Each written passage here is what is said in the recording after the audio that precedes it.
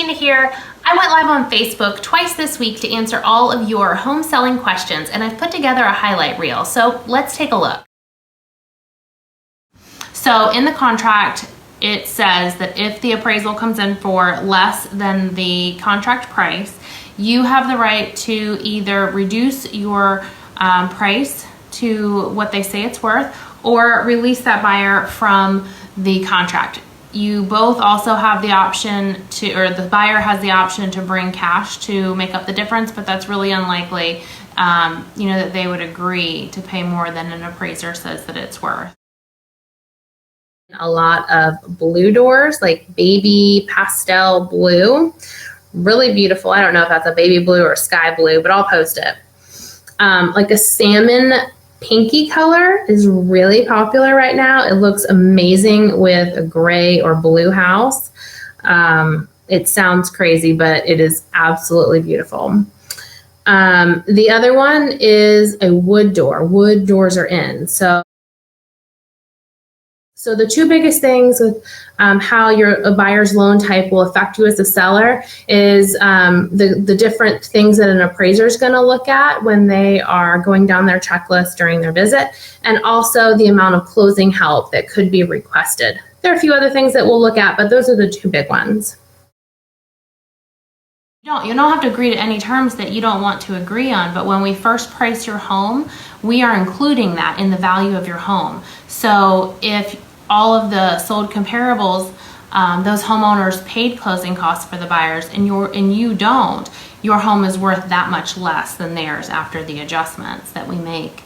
Not only that, if a buyer wants the closing assistance and can get it with other homes and either they don't want to because other homes are offering it, they'll go to another house and purchase that home, or they might just not be able to. Changes the entire look and feel of your house. It makes it feel fresh and clean, makes it feel new, it makes it feel ready for that buyer to come in, have a clean slate, and make it home. Overall, over the last couple years, we've seen a lot of ups and downs. We've seen a lot of ups for home sellers. We've seen a lot of price ranges in neighborhoods with bidding wars. We have had consistently low interest rates, and that has continued. While we're not seeing as many bidding wars, pricing is still really, really strong. And I think that's mostly due to the inventory still being low and interest rates still being really, really low. They took a dip about a week ago where some people were getting locked in the high twos.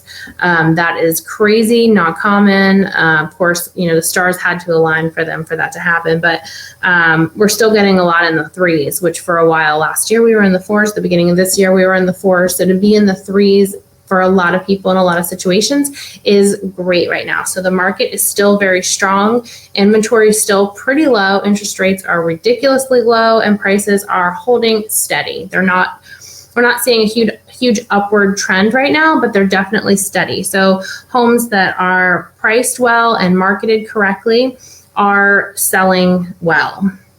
Definitely. So it's a good time to sell, but it's also a really good time to buy, because if you're selling, you're going to get a really strong price. And if you're buying, you're going to get a really good interest rate. So the good thing about selling your home in our area is that we are so dependent on the military bases surrounding us that we do not see the ups and downs that a lot of areas do. I have had open houses where I do practically, I'll have two where I do the exact same thing to market them. I do a ton of marketing. I love open houses for the marketing effect. So it gives us another reason to get out there and blast it everywhere. It allows it to pop up again in search engines, which is great, like Zillow and Trulia and all of those search engines. But whether or not people come, I don't think any agent has actually figured out the exact formula to know whether or not somebody's going to show up or not, because it really just depends. I've had perfect weather, tons of great advertising. I've had tons of people RSVP and then nobody comes. And then I've had another one where I feel like, the opposite happens. So it's really hit or miss. When somebody's looking for a house, they're on all those search sites and they've set parameters for what they're looking for, price range, features, all that kind of stuff. So one, if you price high, the right buyer may never see it because it could be outside of the parameters that they've searched. That's what they're comfortable for. So the right buyer may never even see your home if you price it high.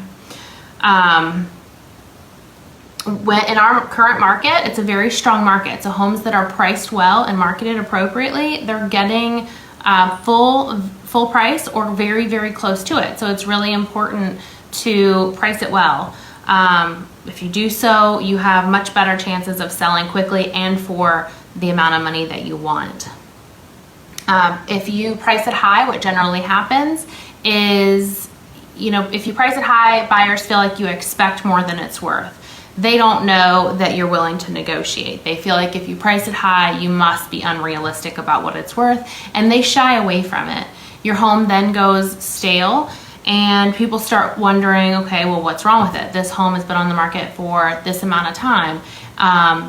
Maybe they're willing to negotiate, and then that's when you start seeing those low ball offers, is when your home has been sitting on the market for too long because it's priced too high.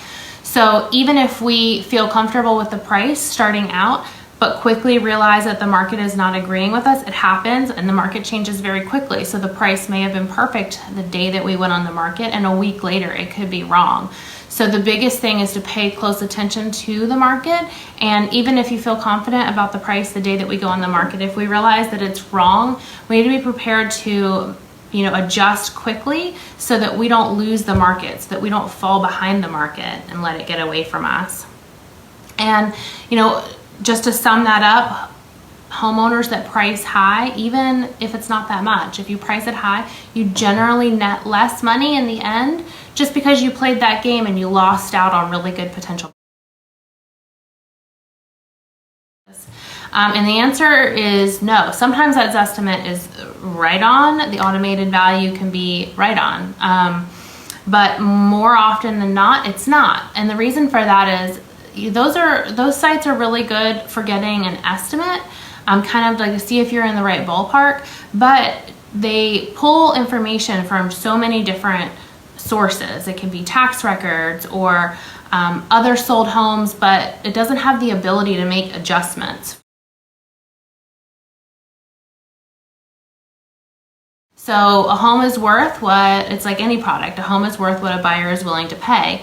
And the only way to know what a buyer is willing to pay is to look at what other buyers have paid for similar homes recently within the same market area.